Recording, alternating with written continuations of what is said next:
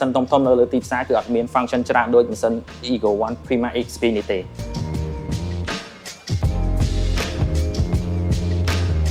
សួស្តីអ្នកទាំងអស់គ្នាថ្ងៃនេះជួបជាមួយនឹងខ្ញុំបាទ D យើងនឹងមកធ្វើវីដេអូ review ពាក់ព័ន្ធទៅលើម៉ាកម៉ាស៊ីនកាហ្វេ Victoria Dino model Ego One Prima EXP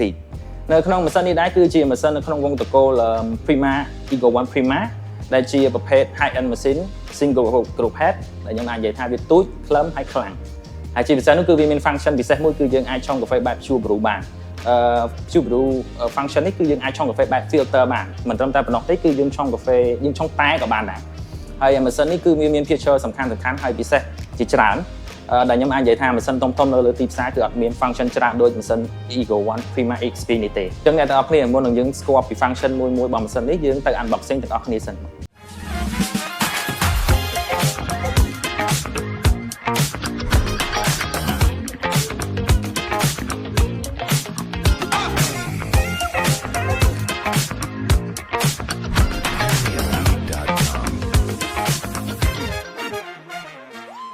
សម្រាប់ Prima EXP នេះគឺយើងមាន2ជម្រើសសម្រាប់ប្រើប្រាស់ទឹកទី1យើងអាចតទឹកផ្ទាល់ចូលឬក៏ទី2យើងអាចប្រើជា built-in water tank ដែលជាធុងទឹកនៅក្នុងម៉ាស៊ីនមានចំណុះដល់ទៅ1លីត្រកន្លះអញ្ចឹងសម្រាប់ការបង្ហូរទឹកគឺមាន2ជម្រើសដូចគ្នាគឺទី1យើងអាចឲ្យវាហូរចូលលូ direct ឬក៏យើងអាចទុកនៅក្នុង tray របស់ម៉ាស៊ីនហ្នឹងហើយដើម្បីដកសម្អាតនៅពេលក្រោយក៏បានបើយើងងាកទៅមើលខាង group head គឺយើងមាន function 3ដែលសំខាន់ទី1គឺ group head របស់យើងមាន3ប៊ូតុងតែប៊ូតុងកណ្ដាលគឺជាប៊ូតុង menu ប៊ូតុងឆ្វេងស្ដាំគឺជាប៊ូតុងដែលយើងអាច set ទឹកទៅតាម recipe របស់យើងបានហើយនៅខាងឆ្វេងដៃគឺយើងមាន steam wand ដែលបំពាក់ដោយ cool touch ហើយនៅផ្នែកខាងស្ដាំគឺយើងមាន hot water knob ហើយសម្រាប់ខ្ញុំផងពីរប៊ូតុងនេះគឺងាយស្រួលបិទបើកមែនតើដោយសារតែវាប្រើជាប្រភេទខ្សែភ្លើងគឺយើងដូច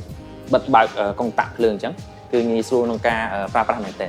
តោះឥឡូវយើងទៅបើកម៉ាស៊ីនទាំងអស់គ្នាអ្នកទាំងអស់គ្នាម៉ាស៊ីននេះយើងត្រូវការតែ8នាទីតែប៉ុណ្ណោះបន្ទាប់ពីការបើកគឺយើងអាចឆុងកាហ្វេបានហើយនៅក្នុងនោះផងដែរម៉ាស៊ីននេះប្រើ steam boiler ចន្លោះ1លីត្រកន្លះជាមួយនឹង steam pressure អាច set ពី 0.8 ទៅដល់ 2.5 បារក្នុងនោះដែរមាន feature ដែលខ្ញុំស្រឡាញ់ជាងគេបំផុតគឺ feature ដែលបង្កើតដោយ Victoria Dino ដែលជា function មួយដើម្បីយើង save energy មានន័យថាយើង save ភ្លើងគេហៅថា Neo ដែលជាបើបញ្យល់ឲ្យសួរស្ដាប់មកគឺជា boiler មួយដែលមានខ្នាតទូចប៉ុន្តែមានសមត្ថភាពខ្លាំងដើម្បីទៅកម្ដៅទឹកបានលឿនអញ្ចឹងដោយប្រើ function technology មួយនេះគឺវាអាចឲ្យម៉ាស៊ីនយើង save ភ្លើងបានច្រើនមែនទែនជាមួយនឹង Neo technology នេះយើងមិនចាំបាច់ដាំទឹកចោលច្រើនដោយម៉ាស៊ីនវាច្រើនគឺមាន boiler ធំហើយយើងដាំទឹកចោលហើយយើងយកភ្លើងទៅកម្ដៅទឹកនឹងរហូតអញ្ចឹងសម្រាប់ technology មួយនេះគឺធ្វើឲ្យម៉ាស៊ីនយើងបន្ថយការប្រើប្រាស់ភ្លើងបានច្រើនមែនទែនអញ្ចឹងអ្នកទាំងអស់គ្នាបើយើងកលែកទៅមើលខាងដៃ steam របស់យើងវិញគឺវាបំពាក់ដោយ system steam by wire អញ្ចឹងការបិទបើក steam របស់យើងគឺដូចចុចប៊ូតុងភ្លើងអញ្ចឹងគឺខុសពីម៉ាស៊ីនពីមុនគឺពេលដែលយើងបើក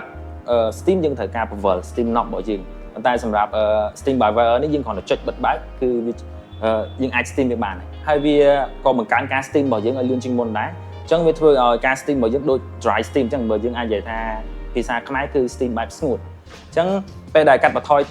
បរិមាណទឹកចូលនៅក្នុងទឹកដោះគោរបស់យើងគឺវាធ្វើឲ្យដោះគោរបស់យើងរក្សាបានគុណភាពនិងរសជាតិបានល្អជាងមុនបាទម៉ាស៊ីននេះក៏បានបំពាក់ជាមួយនឹង function auto purge ផងដែរ auto purge នេះបើយើងនិយាយឲ្យសួរស្ដាប់មកទៅគឺវាជាប្រព័ន្ធខ្ជិះទឹកដូចឈ្មោះវាអញ្ចឹងគឺវា auto បន្ទាប់ពីការឆុងរបស់យើងពីមួយ shot ទៅមួយ shot គឺវានឹងខ្ជិះទឹកដោយខ្លួនឯងដើម្បីទៅសម្អាត group head របស់យើងដោយមិនចាំបាច់បរិសាយើងទៅចុចពីមួយ shot ទៅមួយ shot បើដល់ feature ចុងក្រោយដែលជា feature ដែលខ្ញុំស្រឡាញ់ជាងគេនៅក្នុងម៉ាស៊ីន Prima EXP នេះគឺវាជាមុខងារដើម្បីយើងផ្លាស់ប្ដូរពីការឆុងម៉ាស៊ីនឆុង espresso ទៅឆុងកាហ្វេបែប filter coffee ឬក៏យើងអាចឆុងជាមួយនឹងតែក៏បានដែរអ្នកទាំងអស់នេះអញ្ចឹងដើម្បីផ្លាស់ប្ដូរទៅឆុងបែបកាហ្វេ filter នេះដែលហៅថា pure brew នេះយើងគ្រាន់តែចុចប៊ូតុងខាងឆ្វេងឲ្យបាន5 second ជាប់ទៅវានឹងលោតអក្សរ P មកពេលដែលលោតអក្សរ P មកគឺយើងអាចឆុងបែប pure brew បានហើយអញ្ចឹងក្នុងការឆុង pure brew នេះគឺវាមានការផ្លាស់ប្ដូរពីសម្ពាធទឹកអញ្ចឹងពេលដែលយើង switch ទៅឆុងបែប pure brew គឺសម្ពាធទឹករបស់យើងប្រើចេញពីម៉ាស៊ីន espresso ដដែលតែគេប្រើទាបមែនទែនអាចត្រឹម 0.15 បារនៅក្នុងសម្ពាធទឹករបស់ម៉ាស៊ីនកាហ្វេរបស់យើងនេះជាមួយនឹង Pure Brew Porter Filter ដែលអាចដាក់បរិមាណកាហ្វេបានទៅដល់ទៅ20ក្រាមឯណោះនៅក្នុងការឆុងនីមួយៗម៉ាស៊ីន Ego One Prima EXP នេះក៏យើងអាច set កម្ដៅទឹក set សម្ពាធទឹកក្នុងការឆុងឬក៏សម្ពាធទឹកក្នុងការ steam ទៅតាម app ទូរស័ព្ទរបស់យើងក៏បានដែរនៅក្នុងនោះក៏មានការចង recipe ក្នុងការឆុងរបស់យើងដែរអញ្ចឹងវាមានភាពងាយស្រួលមែនទែនសម្រាប់ប្រើប្រាស់បើយើងមិនចង់ set ទៅតាមម៉ាស៊ីនទេយើងអាច set តាមទូរស័ព្ទរបស់យើងក៏បានដែរអញ្ចឹងអ្នកទាំងអស់គ្នាគិតមិនដែរសម្រាប់ម៉ាស៊ីននេះបន្ទាប់ពីបានស្គាល់បានស្ដាប់យល់ដឹងពី function ជាមួយនឹង feature របស់ម៉ាស៊ីន Prima EXP នេះ សម្រាប់ខ្ញុំហ្មងគឺខ្ញុំអត់សូវមានអីដែលខ្ញុំមិនពេញចិត្តច្រើនទេម៉ាស៊ីននេះគឺខ្ញុំឆ្លាញ់ថងថាវាជាប្រភេទ compact វាទូចងាយស្រួល set up មែនទែនហើយវា flexible យើងអាចតុបតែងវានៅក្នុងហាងកាហ្វេក៏បាននៅក្នុង bar ក៏បានដែរហើយអ្វីដែលសំខាន់នោះគឺមាន feature ដើម្បីយើងលេងជាច្រើនហើយជាចុងក្រោយនោះគឺវាស្រោបភ្លើងបានច្រើនខ្ញុំអ្វីដែលខ្ញុំឆ្លាញ់ជាងគេសម្រាប់អ្វីដែលខ្ញុំអត់សូវ recommend ខ្ញុំគិតថាមុននឹងអ្នកទាំងអស់គ្នាពិចារណាក្នុងការប្រើប្រាស់ម៉ាស៊ីននេះអ្នកទាំងអស់គ្នាគួរយល់ដឹងថាម៉ាស៊ីនតាហាងរបស់យើងគឺជាហាងមមាញឹកអត់យើងត្រូវការឆុងកាហ្វេនឹងច្រើនកែវនៅក្នុងពេលតែមួយអត់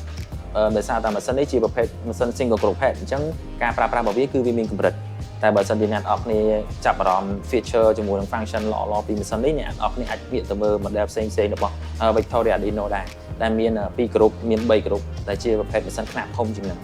អញ្ចឹងអ្នកទាំងអស់គ្នាជាចុងក្រោយនៃវីដេអូនេះខ្ញុំសង្ឃឹមថាវានឹងបានចែករំលែកចំណេះដឹងជាច្រើនពាក់ព័ន្ធទៅលើ function និង feature របស់ម៉ាស៊ីន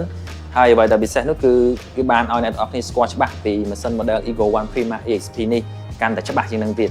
អញ្ចឹងពីវីដេអូនេះមានតែប៉ុណ្្នឹងទេជួបគ្នានៅក្នុងវីដេអូក្រោយៗទៀតបាយបាយ